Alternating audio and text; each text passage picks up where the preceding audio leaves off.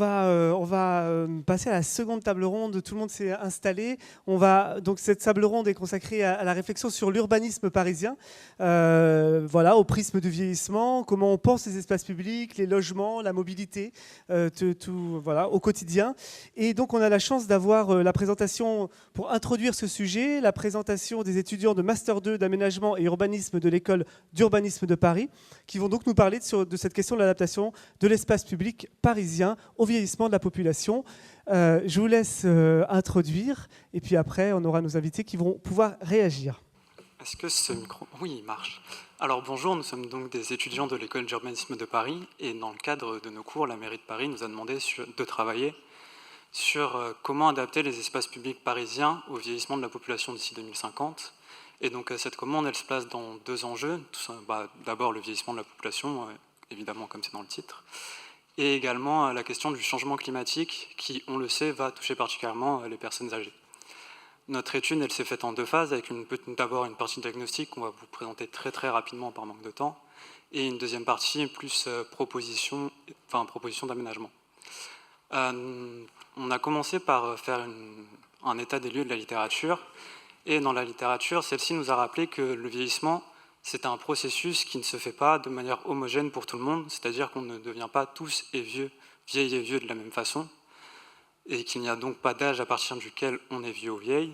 Cependant, l'âge joue quand même un rôle, notamment en statistique, où l'INSEE définit les personnes seniors comme les personnes de plus de 65 ans, mais également l'âge de la retraite qui est passé aujourd'hui à 64 ans. Et pour toutes ces raisons, nous avons donc décidé de non pas de parler de personnes seniors ni de personnes âgées, mais bien de personnes vieillissantes, pour éviter toute vision homogénéisante du vieillissement. Je vous passe le reste de la littérature, mais suite à celle-ci, nous sommes donc arrivés à notre problématique, qui est donc comment les Parisiens et les Parisiennes élaborent-ils des stratégies pour s'inscrire dans un vieillissement réussi, et comment adapter les espaces publics à Paris d'ici 2050 pour les accompagner dans ce processus. Concernant notre protocole d'enquête, les entretiens semi-directifs ont été notre première méthode. On en a réalisé avec donc des personnes vieillissantes pour les interroger sur leurs pratiques et besoins actuels, mais aussi avec des futures personnes vieillissantes qui avaient donc entre 40 et 64 ans, en incluant un volet biographique, mais aussi une projection fictive sur leur vieillissement dans un Paris en 2050 qui s'inspirait de l'étude Paris à 50 degrés. Ensuite, on a aussi utilisé des méthodes complémentaires, comme des parcours commentés avec certaines personnes vieillissantes qu'on avait rencontrées, et des échanges avec des aides-soignants spécialistes de la perte d'autonomie.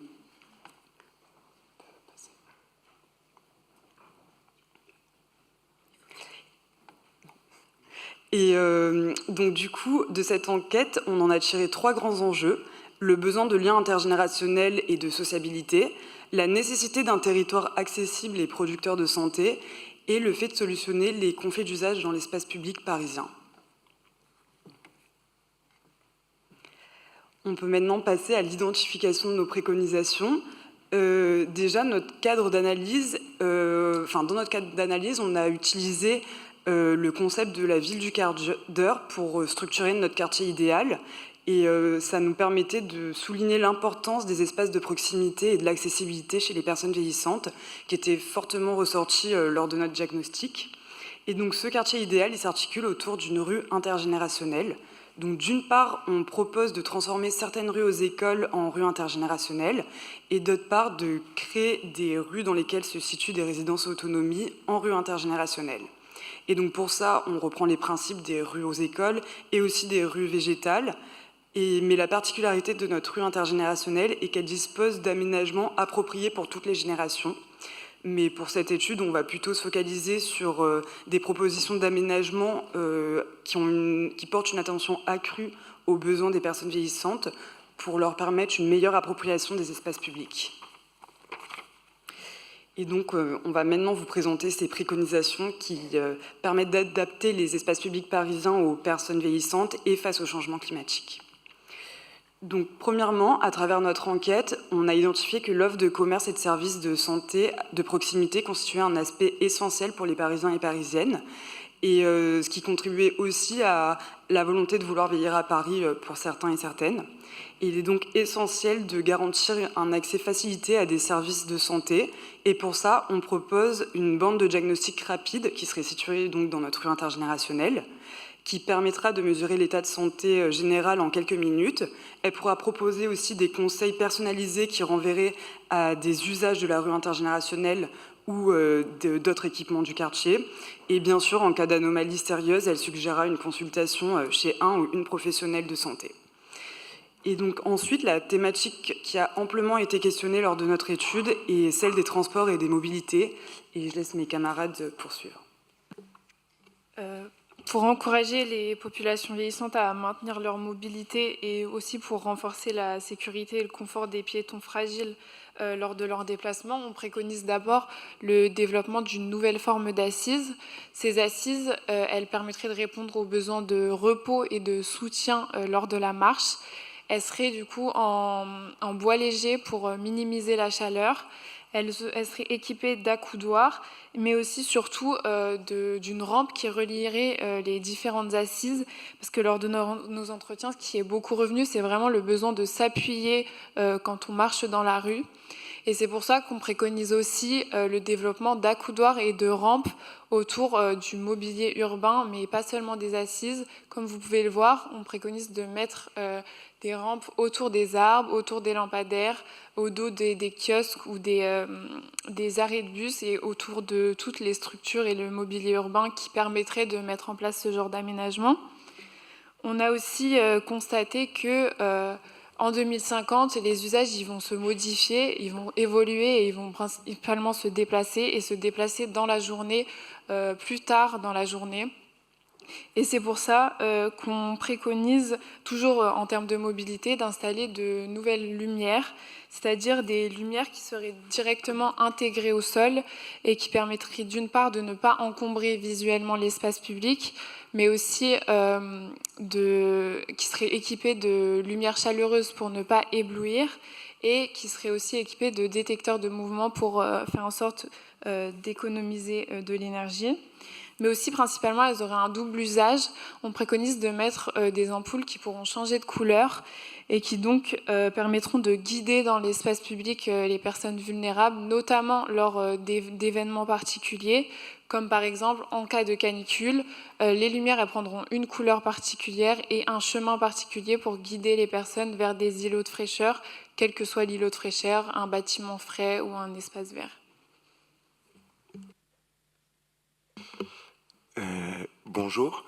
Donc, en 2050, lors des périodes de forte chaleur, l'accès à l'espace public risque d'être compromis. Et du coup, pour pallier à ça, on préconise l'installation de grandes voiles au-dessus des espaces publics fréquentés qui pourraient servir d'ombrelles et qui permettraient de répondre aux besoins de fraîcheur lors de canicules sans l'encombrer. De par leur installation. Elles seraient accrochées au bâtiment seulement pendant ces périodes-là de forte chaleur et elles présentent du coup l'avantage d'être temporaires. On peut les retirer lors des hivers et surtout elles n'encombreraient pas donc de manière... elles n'encombreraient pas l'espace public ni les différents habitants des rues et n'impacteraient pas leur logement. Dans le cadre de notre enquête, il est aussi apparu que les personnes vieillissantes, elles étaient souvent usagères de taxis parisiens, souvent parce qu'elles étaient contraintes par le manque d'accessibilité de certains transports publics. Dans le Paris de 2050, avec la place de la voiture qui tend à disparaître, cette option est compromise. Donc, en s'inspirant d'autres métropoles, nous proposons un nouveau moyen de déplacement sûr et adapté aux personnes vieillissantes qui prendrait la forme de quadricycles en libre service. Par-delà la dimension écologique qu'ils présentent, ils ont aussi des critères de stabilité et de confort adaptés aux personnes vieillissantes. Ils disposeraient notamment d'un coffre permettant le transport de courses et certains disposeraient d'une assistance électrique. Ces véhicules intermédiaires, néanmoins, avec la place croissante qu'ils prendraient dans Paris, ils soulèvent des problématiques de sécurité, notamment pour les personnes vieillissantes, mais aussi pour les piétons vulnérables. Afin de pallier à ça, et avec la quasi-absence des voitures à Paris en 2050, nous avons choisi de repenser l'espace public en distinguant différentes catégories de voies en fonction des vitesses et des gabarits des véhicules. On propose de créer par exemple une voie lente et une voie rapide au sein des pistes cyclables et des voies partagées, dans laquelle les voies lentes seraient donc réservées aux vélos classiques, les tricycles ou en tout cas les engins roulant à faible allure, tandis que la voie rapide permettrait la circulation des vélos électriques, des vélos cargo et d'autres véhicules intermédiaires. Cette différenciation, on sait qu'elle permettrait d'éviter des dépassements dangereux, mais surtout des différences de vitesse trop marquées, qui sont une source majeure de tension aujourd'hui en ville et de conflits d'usage.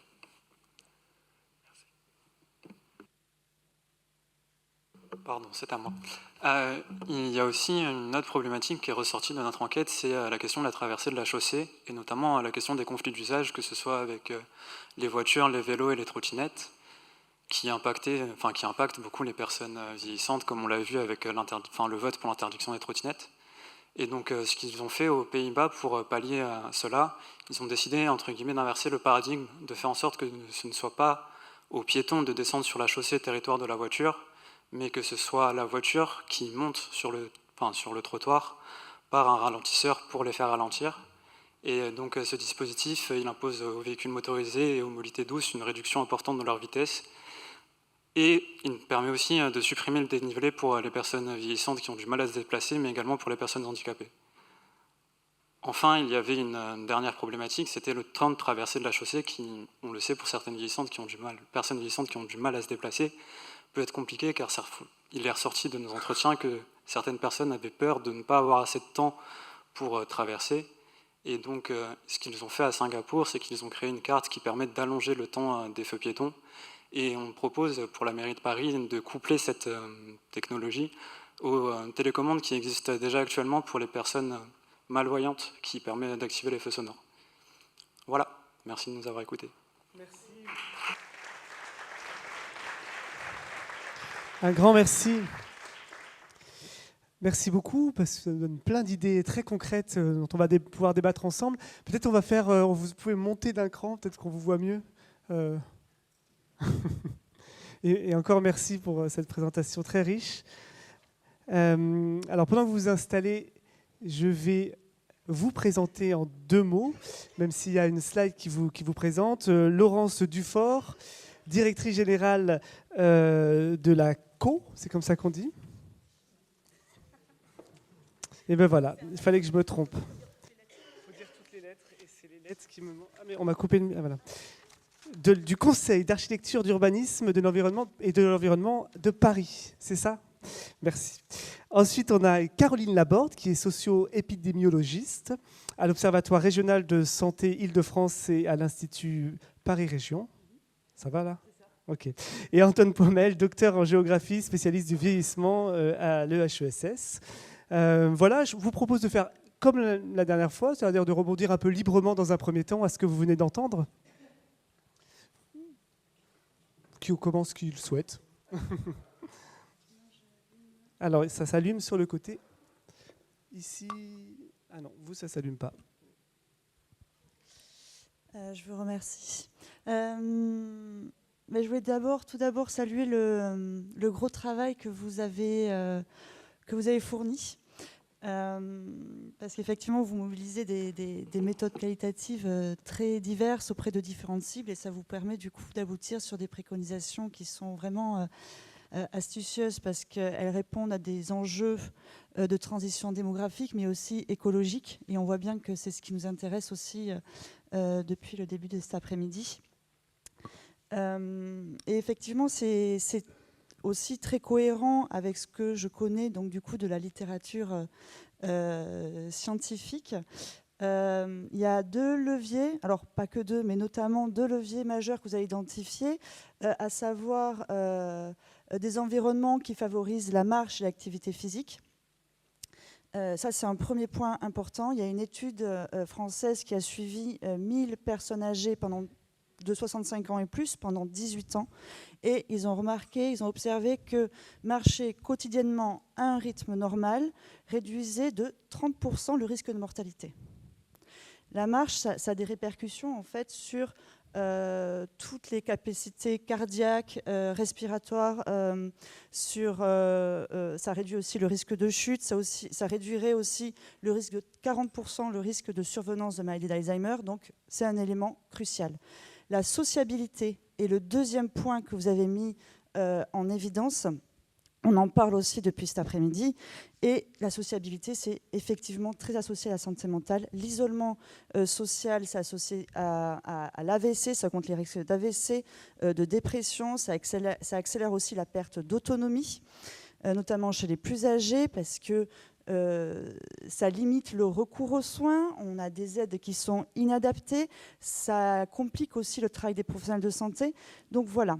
Et la question, effectivement, c'est comment les quartiers peuvent agir sur la santé des personnes âgées et sur leur perte d'autonomie. Donc vous l'avez bien montré, effectivement, le rôle de l'aménagement urbain est très reconnu dans la littérature scientifique sur les comportements de marche.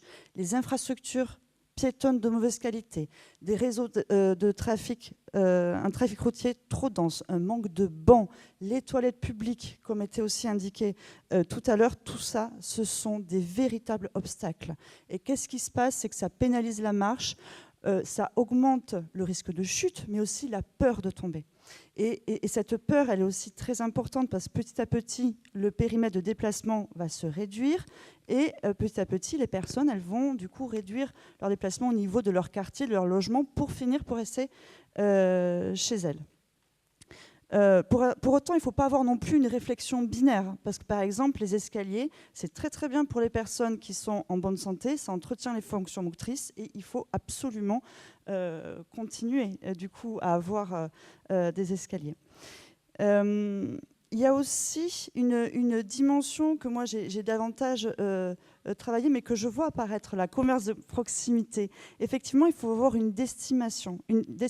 C'est très bien qu'un quartier soit marchable, mais il faut une motivation pour sortir.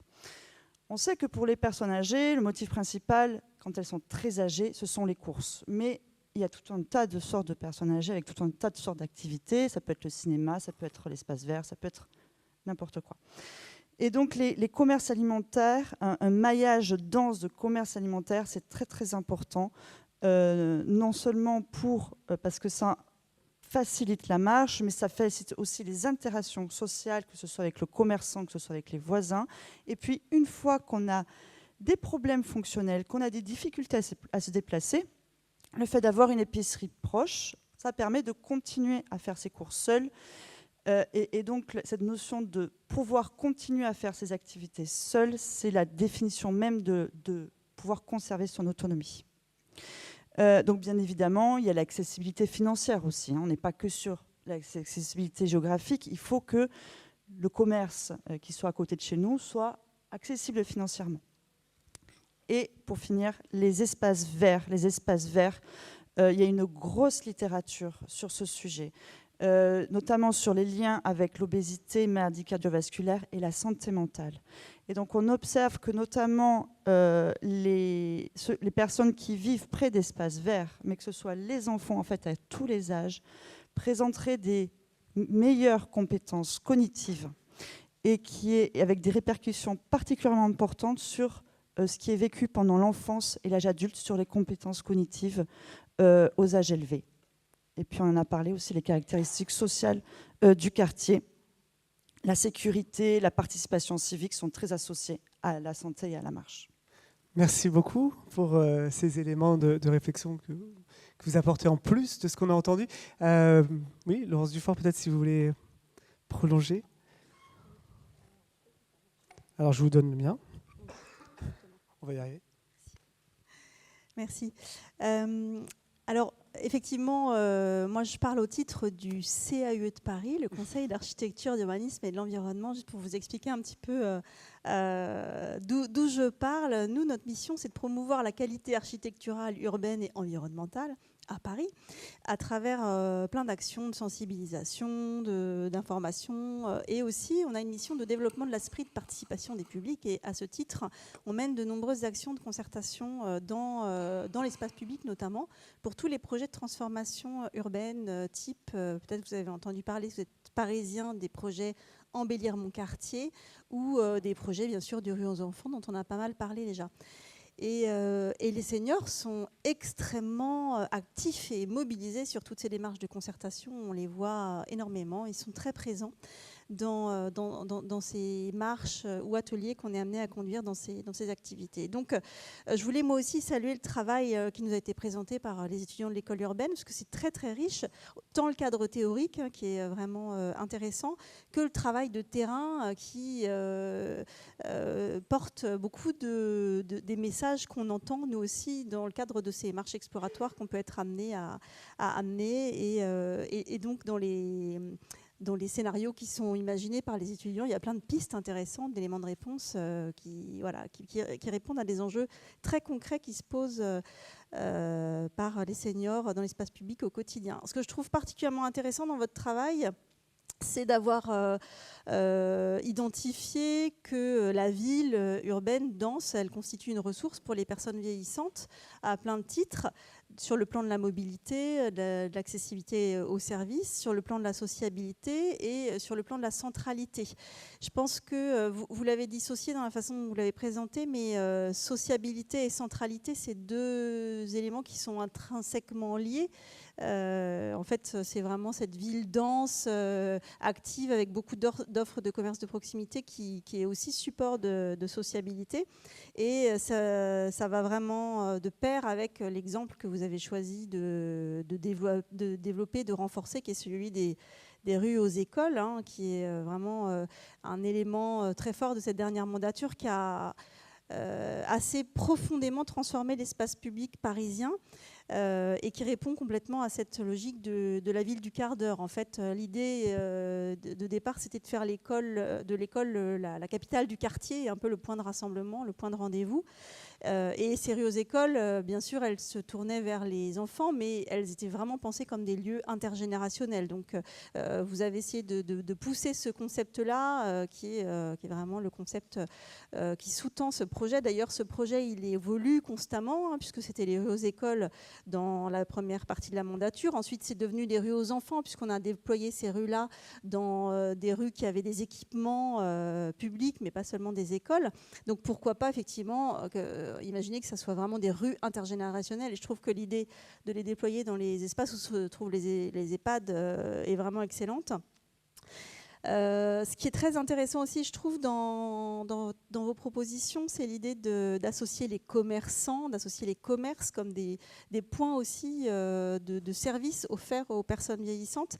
C'est des choses qui sont beaucoup ressorties aussi dans les concertations qui ont pu être menées dans le cadre de la révision de la stratégie résilience dont Pénélope Comites parlait tout à l'heure, notamment dans les réflexions qui ont pu être menées avec les volontaires de Paris. L'idée que les commerces pourraient être porteurs de services à destination des citoyens pendant les épisodes de canicule, par exemple, offrir des assises, offrir des endroits où on puisse boire, se rafraîchir. C'est une très bonne piste. Je pense qu'il ne faut pas mettre ça en contradiction avec l'offre d'équipement de l'espace public. Il faut que les deux se répondent et qu'on trouve malgré tout, bien sûr, des assises dans l'espace public. On en parlait, la présence des bancs, c'est un sujet central, incontournable. C'est vrai qu'ils sont un peu absents des rues aux enfants, ça a été dit tout à l'heure. C'est très compliqué à Paris, l'implantation des bancs dans les espaces publics. C'est un petit peu le quotidien des maires d'arrondissement de faire circuler les bancs dans leurs arrondissements, puisque on demande à ce qu'ils soient retirés, on veut les installer, on veut les retirer. C'est très très compliqué. C'est un équipement incontournable, mais aussi qui est source de beaucoup de nuisances pour les riverains. Donc il y a vraiment quelque chose à inventer sur la gestion des temporalités. Vous l'avez un petit peu évoqué, vous l'évoquiez de façon un peu saisonnière, mais finalement c'est presque aussi sur le rythme de la journée. Nos voisins européens ont parfois des réponses, justement en s'appuyant sur les commerçants, qui pourraient être des pistes à examiner. Aux Pays-Bas, par exemple, il y a beaucoup de commerçants qui installent des assises devant leur commerce et qui en ont la responsabilité. Des assises qui ne sont pas seulement à destination de leur clientèle, mais à destination de tous les usagers de l'espace public, et qui les retirent au moment où ils ferment boutique le soir. Donc ça peut peut-être être des pistes de services qui pourraient se déployer devant aussi le commerce dans l'espace public. Et puis sur les services que vous imaginez offrir dans l'espace public, C'est très intéressant en fait effectivement de se dire que les personnes vieillissantes qui vont venir s'installer dans ces espaces refuges, dans ces rues refuges, elles vont aussi être en recherche de liens sociaux et d'éléments d'animation. Alors je ne suis pas complètement convaincue par ce que vous proposez au niveau des agrès sportifs. Je ne suis pas sûre que ce soit la proposition la plus intéressante. J'ai en tête une concertation toute récente qu'on a menée dans le parc Kellerman dans le 13e, où les personnes âgées qu'on a pu interroger nous disaient que leur endroit favori dans le parc, c'était un endroit où se trouve l'aire de jeu des tout-petits, et qu'ils adoraient aller s'installer là pour regarder jouer les tout-petits, parce que c'était un endroit aussi calme, ombragé, où il y a des assises, parce que voilà, les parents s'installent aussi pour surveiller leurs enfants. Je pense qu'il y a quelque chose à faire avec le lien intergénérationnel dans aussi cet objectif d'animation de l'espace. Et enfin, vous l'évoquiez à l'instant, le sujet qui me semble vraiment très très important, incontournable, et aussi une réponse aux problématiques de changement climatique et d'enjeux de rafraîchissement, c'est la végétalisation de l'espace public parisien. Là aussi, c'est une métamorphose considérable qui est à l'œuvre dans les espaces publics parisiens. Ça accompagne ces projets de rues aux enfants qui vont devenir bientôt des rues-jardins. Il y en a un certain nombre aussi qui sont en train de sortir de terre. La végétalisation, elle répond à presque toutes les problématiques. Elle va être un enjeu fort de cette transition climatique. Elle va aider au rafraîchissement de la ville. Elle va permettre de créer des îlots de fraîcheur.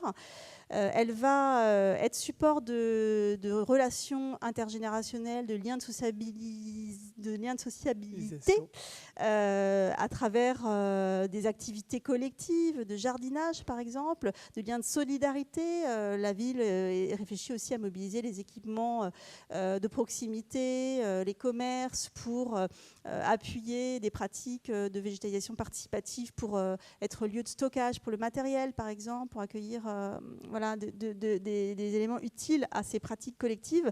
Et puis, c'est aussi un support de bien-être qui est reconnu. Vous citiez quelques études scientifiques qui montrent les bienfaits sur la santé pour les enfants, mais il y a aussi beaucoup de pratiques thérapeutiques qui se développent énormément dans l'accompagnement justement au vieillissement, mais pas que, à travers par exemple l'ortithérapie. On avait une formatrice à l'ortithérapie qui participait à l'une de nos conférences récemment et qui nous disait que cette pratique se développe de plus en plus chez les aidants. Elle forme beaucoup d'aidants à ces pratiques-là. L'enjeu, c'est d'utiliser tous les éléments de la nature à des fins thérapeutiques, et les bénéfices en termes d'apaisement, en termes de santé sont aussi très très décrits dans la littérature scientifique. Donc il y a beaucoup de choses à faire au niveau de cet enjeu de végétalisation. J'étais un peu longue, désolée.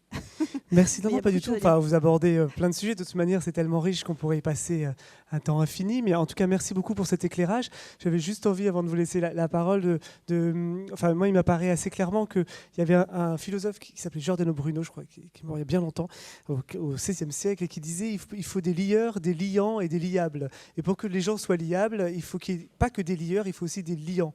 Et j'ai l'impression que là, ce dont on parle aussi, c'est toutes les petites choses qui nous lient et qui permettent le lien. Voilà, dans l'organisation, et parfois ce sont des grandes théories, et parfois ce sont des choses très simples qui rendent possible les occasions de rencontres et de liens dans l'espace public. Et je trouve que ça foisonne en fait d'exemples très concrets pour que justement il y ait du liable et donc du liant et des lieurs. Je vous laisse peut-être la parole, Antoine Pommel, pour prolonger sur ce qu'on vient d'entendre. Je sais que vous avez en particulier aussi travaillé aussi à Madrid, et comparé aussi. Donc ça nous donne aussi peut-être aussi une idée de comment ça se passe ailleurs, et est-ce que ça peut nous enrichir d'avoir un autre éclairage que celui de Paris. Merci beaucoup. Est-ce que ça fonctionne? C'est bon. Déjà, merci aux étudiants. Je trouve que ce travail montre tout l'intérêt et tous les enjeux qui croisent le vieillissement de la population et l'aménagement. Par ailleurs, tout l'intérêt, on parle beaucoup de la littérature académique. Il y a un champ émergent aujourd'hui autour de ces questions, c'est récent. Mais là encore, le dialogue est toujours fécond entre action publique et littérature académique. Et vous permettez aussi de le construire en vous ancrant dans certains travaux et en parlant d'autres contextes.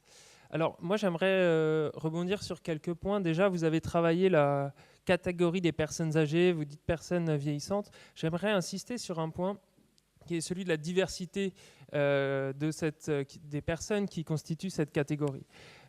Souvent, on peut avoir une lecture assez homogénéisante de ce groupe social qui est en fait extrêmement varié. Alors en termes d'âge, on l'a dit, parmi les personnes âgées, il y a des personnes qui sortent tout juste de l'âge actif, et puis il y a ceux qui sont en perte d'autonomie. Et c'est la première chose, évidemment, ils n'ont pas les mêmes besoins, ils n'ont pas les mêmes usages, etc. Par ailleurs, il y a une dimension sociale qui est très importante. Parmi les personnes âgées, il y a des anciens cadres, il y a des anciens ouvriers. Et là encore, ce ne sont pas exactement les mêmes usages, les mêmes mobilités, ce ne sont pas les mêmes besoins dans l'espace public, et donc ça interroge l'aménagement. Par ailleurs, au sein de Paris, mais comme l'ensemble des territoires en France, à l'échelle locale, il y a des structures sociales et spatiales qui sont différentes. Ce n'est pas la même chose de vieillir dans le 19e arrondissement, dans un logement social, ou dans un quartier central au cœur de Paris. Et là encore, je pense qu'il y a un enjeu à ancrer d'un point de vue territorial les projets d'aménagement en prenant en compte les caractéristiques sociales, spatiales, notamment quand on parle de vieillesse, parce qu'il y a des vieillesses et des vieillissements. Et il me semble que c'est un point important dans la mise en place de réflexions autour de l'aménagement. Par ailleurs, on parlait des différences d'âge, il y a aussi des différences de génération. Les personnes qui ont aujourd'hui 85 ans sont nées en 1940. Ceux qui auront 85 ans dans 20 ans seront nés dans les années 60. Entre différences de génération, il y a aussi différences de besoins, de vision, de caractéristiques, là encore d'usage. Et ça rajoute à la complexité de la prise en compte de cette diversité. Et il me semble que c'est un point important pour compléter finalement notre regard aujourd'hui sur l'aménagement. La deuxième chose, c'est on parle beaucoup de la transition environnementale depuis le début de l'après-midi, et évidemment, il s'agit d'un enjeu de taille. Il y a donc un bouleversement écologique, et puis ce sont des personnes vieillissantes qui vont avoir affaire à ces effets les plus forts dans les années qui s'ouvrent. Juste une remarque sur l'appréhension de ces catégories. Évidemment, les personnes âgées sont des catégories vulnérables, mais ce sont aussi des catégories qui sont pleines de ressources, puisque la littérature académique, justement, renseigne les pratiques parfois de sobriété, des savoir-faire, de connaissances d'une partie des générations plus anciennes vis-à-vis des crises de chaleur, climatiques, mais aussi plus largement des périodes de transition. Et quand on parle, et souvent les collectivités sont assez friandes de participation, là il y a un enjeu clair.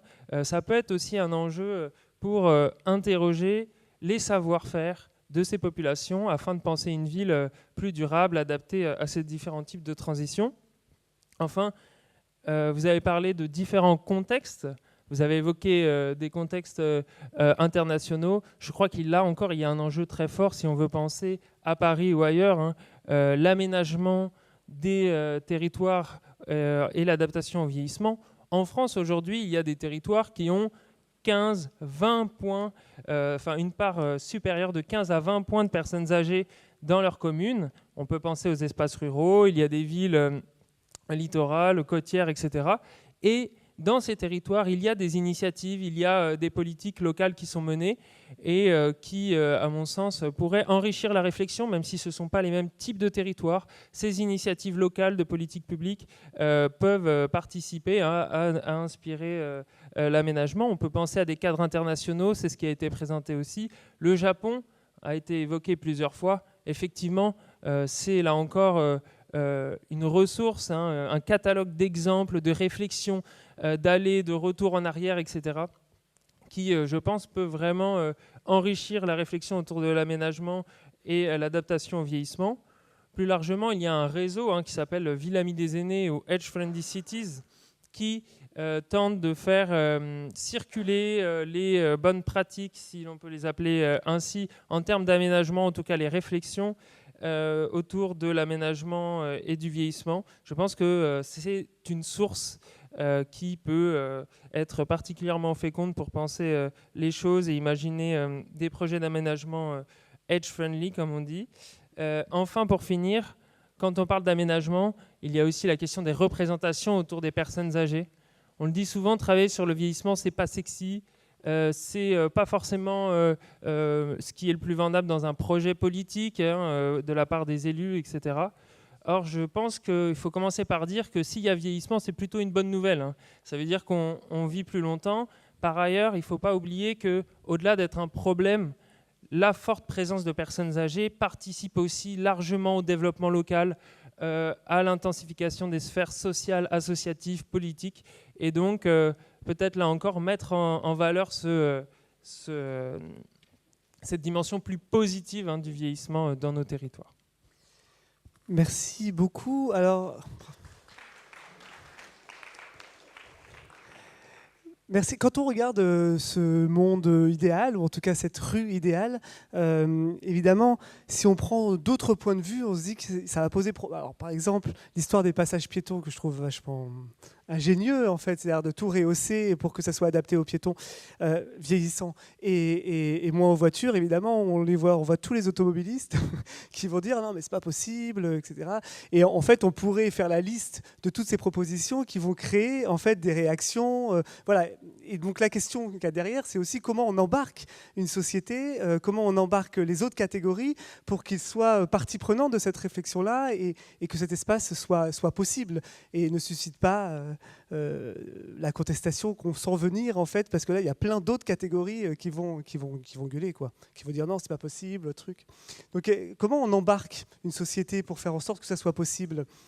Par où on commence? Alors une première idée comme ça à brûle pour point, c'est peut-être d'arrêter de penser âge, mais plutôt autonomie. Et ça a déjà été dit. Effectivement, si on pense autonomie, ça touche davantage de populations. Ça touche effectivement ceux qui sont en situation de handicap permanent ou temporaire, c'est-à-dire une jambe cassée, mais aussi les parents avec les poussettes, quelqu'un avec une valise et les enfants. Si on travaille sur la sécurisation des passages piétons, ça donne l'autonomie en fait à tout le monde. Donc aux enfants pour rentrer de l'école seuls. Donc voilà, ça donne. Et en fait, effectivement, si l'élu ou même la population qui met en place cette amélioration, cette modification aménagement urbain, je pense qu'il faut avoir l'idée qu'effectivement, ça touche tout le monde. Pareil, quand les entreprises vont travailler sur développer des produits pour les personnes âgées, si elles pensent autonomie, eh bien, elles vont toucher tout le monde. Et donc c'est ça, en fait, le fait que un des messages principaux, c'est que c'est bénéfique à tous. Et ce principe-là, effectivement, il a été mis adopté en Belgique et ça marche plutôt bien. Il y a effectivement aussi New York qui a lancé depuis 15 ans un travail. En fait, ils ont repéré les zones qui étaient les plus accidentogènes, c'est-à-dire là où il y avait le plus de mortalité de piétons âgés. Et on en parlait, c'est notamment les passages piétons qui ne sont pas sécurisés. Et donc, du coup, ils ont identifié sur des cartes ces zones et ils ont fait des aménagements sur ces endroits-là.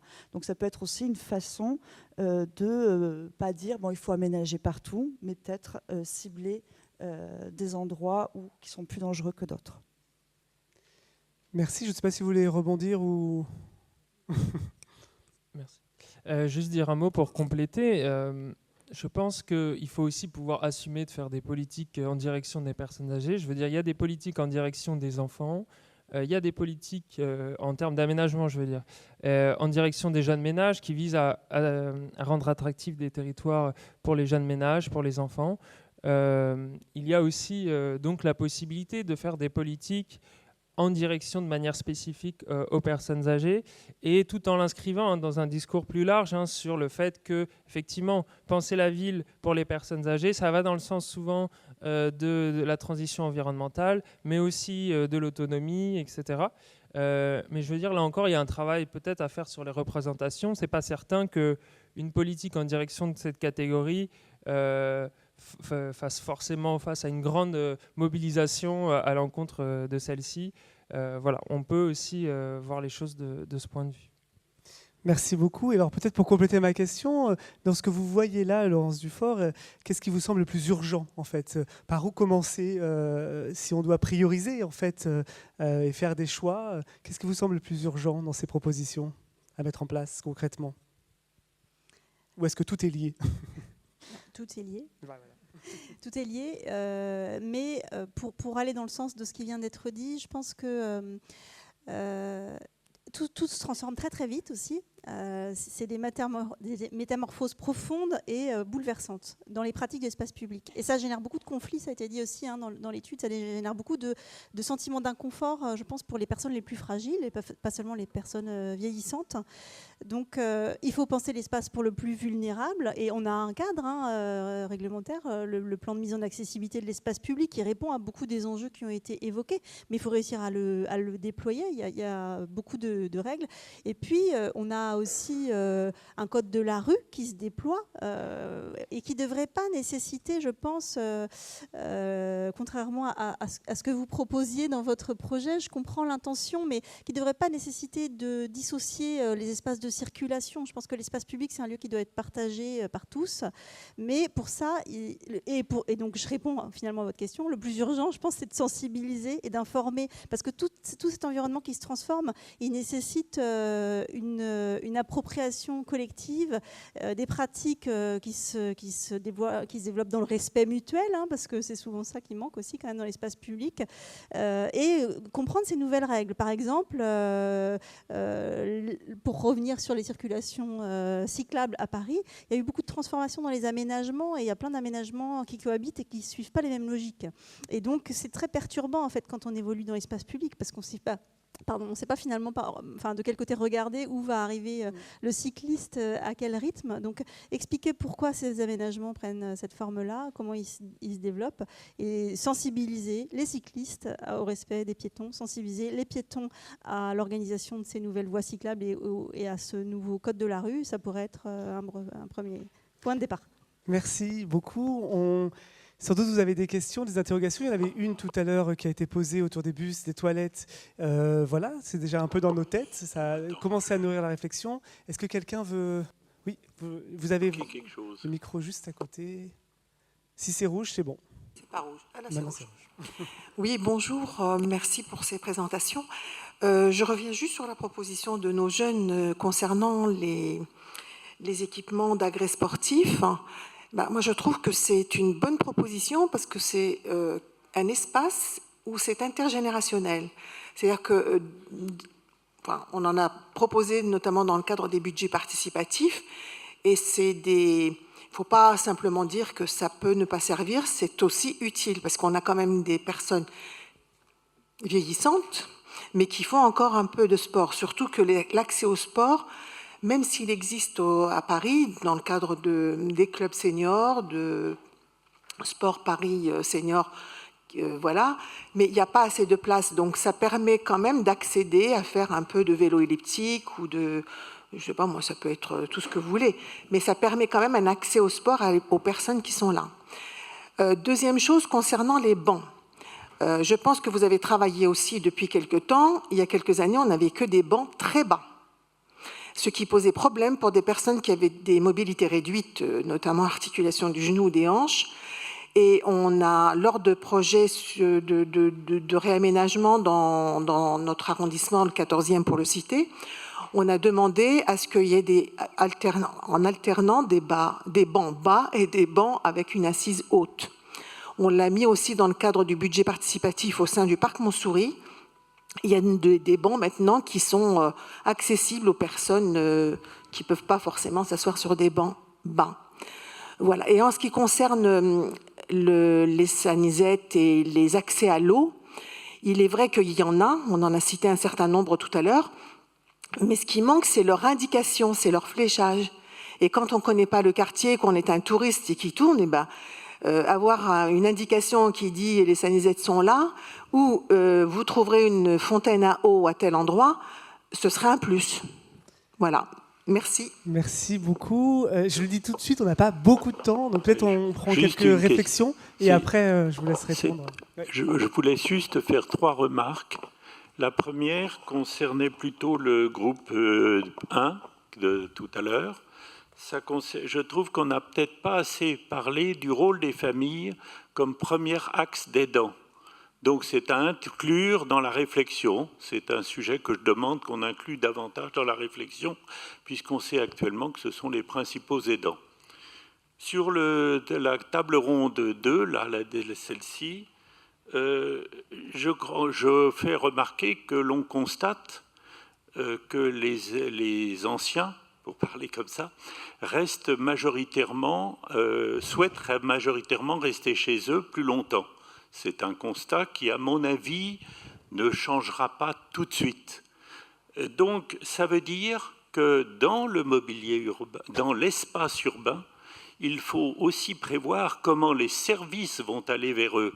Parce que c'est très bien de penser à ce qu'ils puissent sortir, faire de l'exercice, avoir une activité, mais il y a quand même beaucoup de services qui devront aller vers eux. Et cette organisation des services, ça touche les services au quotidien, mais ça touche aussi le service des entreprises qui doivent pouvoir intervenir. Actuellement, plusieurs entreprises ont quand même davantage de difficultés. Bon, il y a peut-être des outils à équiper, des adaptations, hein, tout ça est à réfléchir, mais je crois que ça doit faire partie de notre réflexion.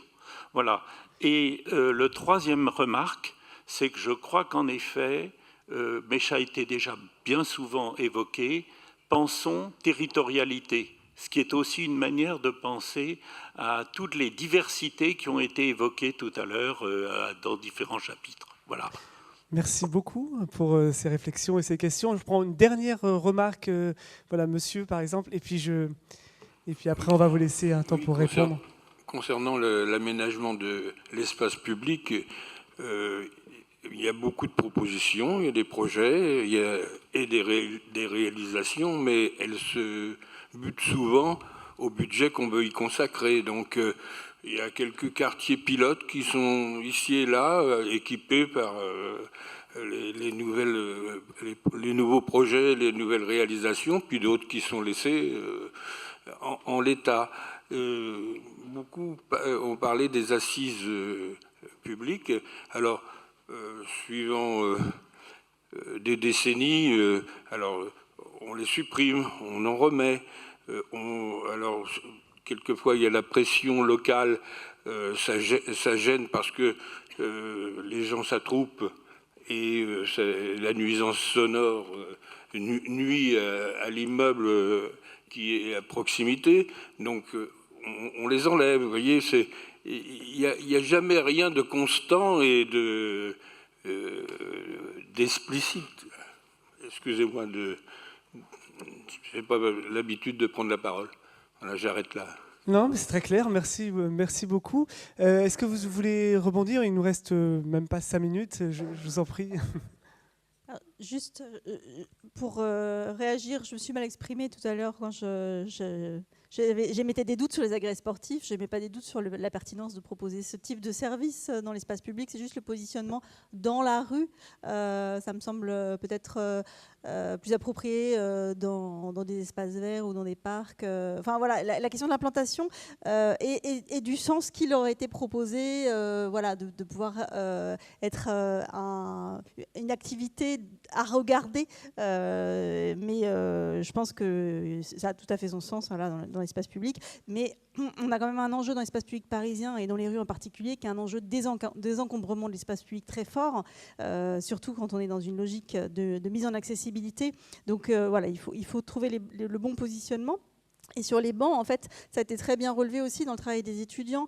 Le sujet, c'est pas que l'assise, c'est surtout d'avoir des espaces de pause, des points d'appui. Ça aussi, c'est dans le plan de mise en accessibilité, c'est quelque chose qui est traité, hein, d'avoir du mobilier urbain qui soit à différentes hauteurs. Et effectivement, c'est un enjeu très fort et qui nécessite d'adapter cette offre. Mais je pense que l'enjeu, c'est ce qu'on évoquait tout à l'heure, c'est permettre l'autonomie avec une grande diversité dans les types de mobilier qui peuvent être proposés. Merci beaucoup.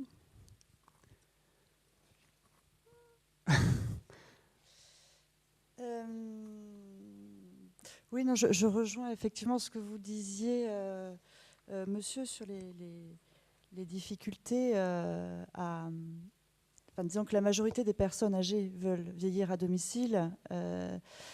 Et c'est aussi une priorité des pouvoirs publics actuels, de favoriser le maintien à domicile. Mais on voit bien aussi qu'il y a des situations où ça va être très compliqué. En fait, on ne peut pas se passer d'EHPAD dans certaines situations, que ce soit d'isolement social, parce que les proches aidants jouent un rôle extrêmement important, mais aussi si les compétences cognitives sont vraiment trop détériorées. Et donc voilà, cette question notamment est très, alors sur Paris je ne sais pas, mais en Île-de-France en tout cas est très prégnante, puisque le secteur des aides à domicile est très très très en tension. Donc ça va être vraiment un très gros sujet pour moi, le maintien à domicile. Comment on va pouvoir faire? Donc voilà, vous proposez des dispositifs d'aller vers. C'est vrai que ces dispositifs parfois, enfin, je pense qu'Antoine les connaît mieux, mais sont déjà assez présents dans les zones rurales ou dans les zones où effectivement il n'y a pas de service. Mais effectivement, c'est une question qui se pose, parce que les conditions de vie à domicile des personnes âgées dépendantes risquent de se dégrader s'il y a des difficultés pour venir les aider. Et s'il n'y a pas aussi, comme on en parlait aussi, l'approche famille, puisque les configurations familiales changent, et en 2050, elles évolueront encore. Merci beaucoup. Un dernier mot pour poser peut-être 2 questions. On a réévoqué la question de la territorialisation, de la diversité locale des environnements de vieillissement. Finalement, ça pose la question de la bonne échelle pour traiter de ces sujets-là en termes d'aménagement. Est-ce que c'est le quartier? Est-ce que c'est la rue? Est-ce que c'est la commune? Au fond, ce sont des vraies questions qui ont un impact et une incidence aussi très forte.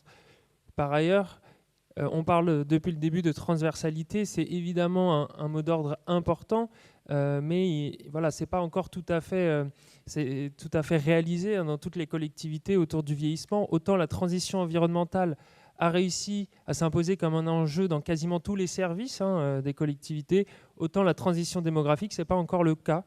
Et donc je pense que là, il y a un vrai enjeu presque de lobby pour essayer de comprendre comment cette thématique peut réussir à se rendre transversale, parce que si tout le monde est bien d'accord pour la pertinence de ce mouvement-là, il faut encore une fois pouvoir le rendre réel. Et là-dessus, je pense qu'il faut pouvoir discuter le plus possible et faire avancer cet enjeu le plus rapidement possible, puisque le temps avance. Voilà.